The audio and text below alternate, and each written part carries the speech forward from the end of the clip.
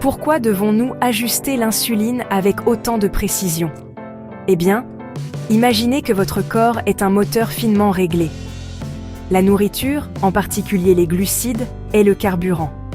L'insuline est la clé qui permet à ce carburant d'entrer dans les cellules de votre corps et de fournir de l'énergie.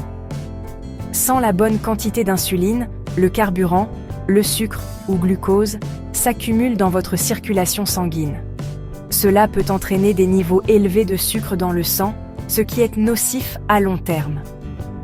Par conséquent, adapter votre dose d'insuline à votre apport alimentaire est absolument crucial pour maintenir une bonne santé et prévenir les complications.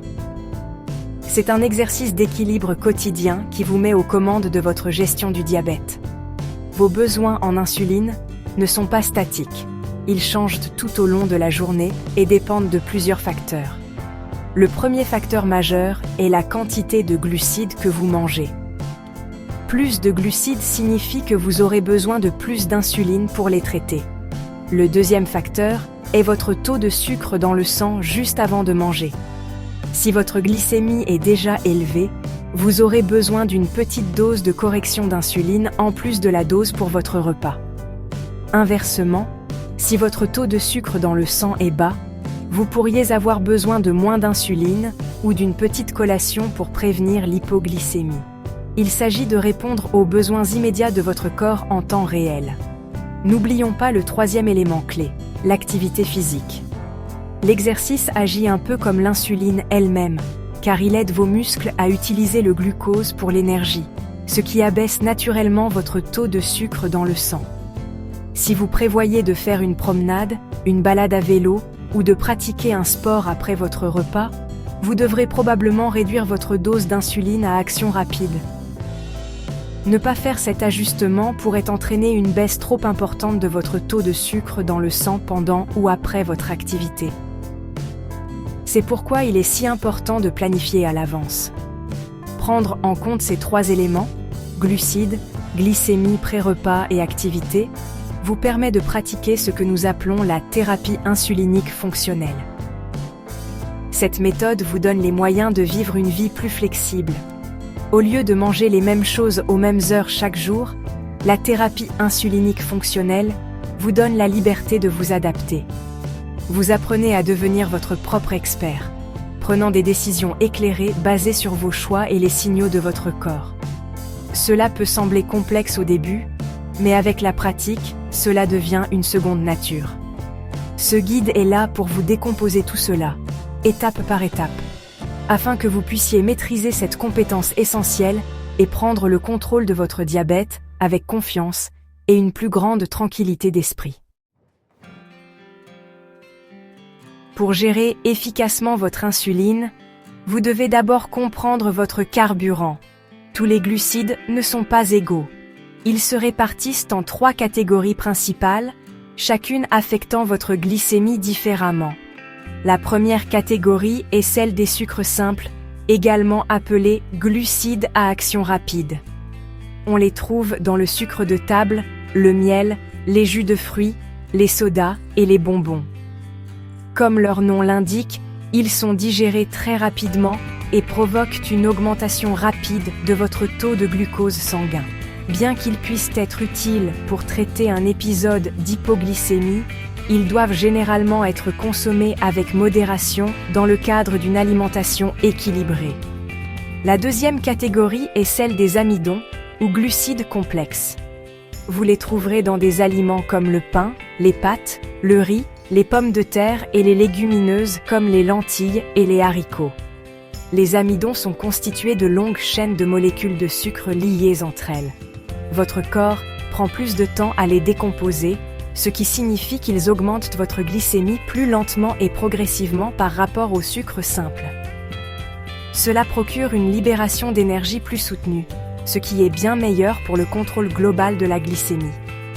Inclure ces types d'aliments dans vos repas vous aide à vous sentir rassasié plus longtemps et à éviter les pics et les creux importants de votre glycémie. La troisième catégorie, et très importante, est celle des fibres. La fibre est un type unique de glucides que votre corps ne peut pas digérer.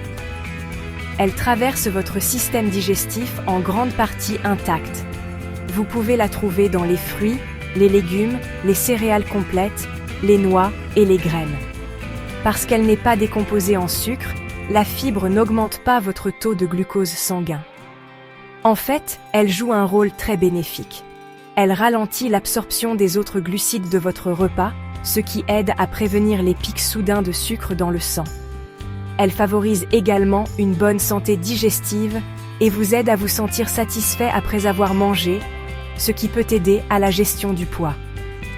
Comprendre ces différences est essentiel pour prévoir l'impact d'un repas sur vous. Un repas riche en sucre simple nécessitera une réponse rapide de l'insuline. Un repas riche en amidon nécessitera une action stable de l'insuline. Et un repas riche en fibres aura généralement un effet plus doux sur votre glycémie globale.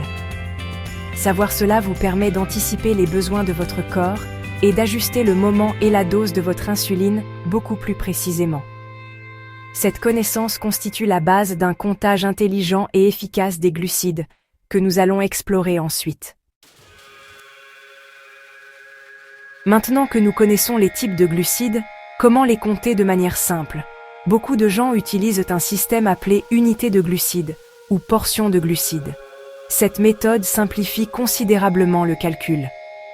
Dans ce système, une unité de glucides est généralement définie comme étant égale à 10 grammes de glucides. Votre équipe soignante vous aidera à déterminer votre ratio insuline-glucides personnel. Par exemple, votre ratio pourrait être d'une unité d'insuline à action rapide pour chaque unité de glucides, soit 10 grammes de glucides. Ainsi, si votre repas contient 40 grammes de glucides, cela représente 4 unités, et vous prendriez 4 unités d'insuline. Pour utiliser ce système, vous devez savoir quelle quantité de nourriture équivaut à une unité de 10 grammes. Par exemple, Media Group, Small Apple on Kitchen Scale, Fresh Apple and Measuring Tape, on table stock are distribute equally. Une petite pomme, d'environ 100 grammes, contient environ 15 grammes de glucides, soit environ une unité et demie. Une tranche de pain, d'environ 20 grammes, contient généralement 10 grammes de glucides, ce qui en fait exactement une unité. Environ 60 grammes de pâtes cuites ou 50 grammes de riz cuit équivalent également à une unité. Garder une petite liste d'aliments courants et de leur valeur en unités à portée de main peut être incroyablement utile, surtout lorsque vous débutez.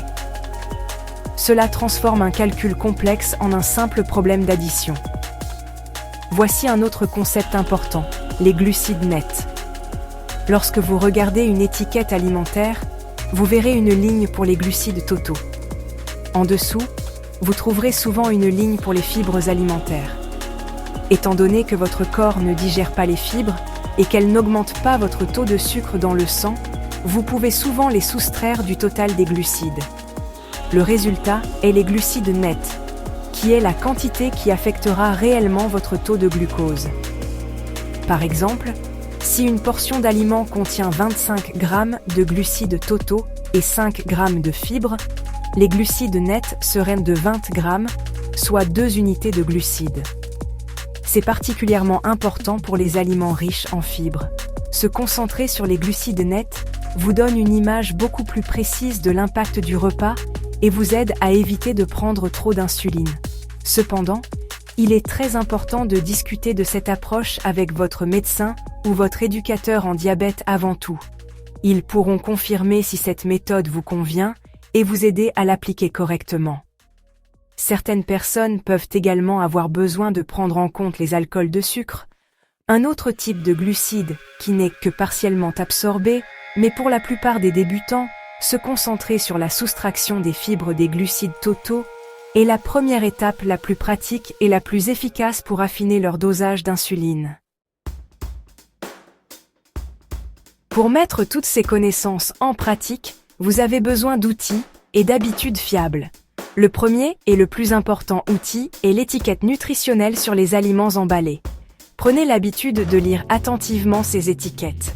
Recherchez les glucides totaux et les fibres alimentaires par portion. Portez une attention particulière à la taille de la portion indiquée en haut, car la portion que vous mangez pourrait être plus grande ou plus petite. Si vous mangez 2 portions, vous devez doubler les chiffres des glucides. Cette simple habitude est la pierre angulaire d'un comptage précis des glucides pour tout aliment qui se présente sous forme d'emballage. Pour les aliments sans étiquette, comme les fruits et légumes frais ou les repas que vous préparez à partir de zéro, une balance de cuisine est votre meilleur ami. Peser vos aliments, du moins au début, est le moyen le plus précis de déterminer la taille de votre portion. Vous pouvez ensuite utiliser un livre de comptage, des glucides, ou une application pour smartphone pour rechercher la teneur en glucides pour ce poids spécifique d'aliments. Des applications comme MyFitnessPal ou des applications dédiées à la gestion du diabète peuvent être incroyablement utiles. Elles disposent de vastes bases de données d'aliments et peuvent même vous aider à suivre vos repas, votre taux de sucre dans le sang et vos doses d'insuline, le tout en un seul endroit. À mesure que vous vous sentez plus à l'aise, commencez à prêter attention à l'indice glycémique, ou IG, des aliments. L'IG est une échelle qui classe les aliments contenant des glucides en fonction de la mesure dans laquelle ils augmentent le taux de sucre dans le sang. Les aliments à faible IG, comme les céréales complètes, les légumineuses et la plupart des légumes, sont digérés lentement et provoquent une augmentation plus douce du taux de sucre dans le sang. Les aliments à IG élevé, comme le pain blanc et les boissons sucrées, provoquent un pic rapide.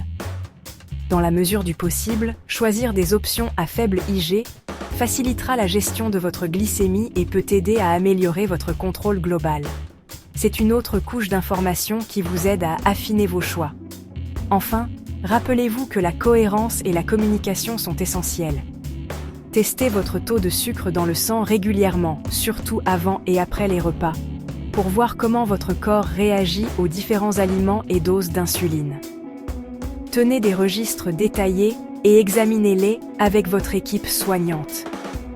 Ils peuvent vous aider à identifier des schémas et à ajuster vos ratios insuline, glucides ou vos facteurs de correction si nécessaire.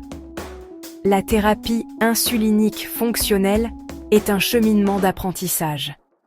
Soyez patient avec vous-même, n'hésitez pas à demander de l'aide et célébrez les progrès que vous faites en prenant activement le contrôle de votre santé.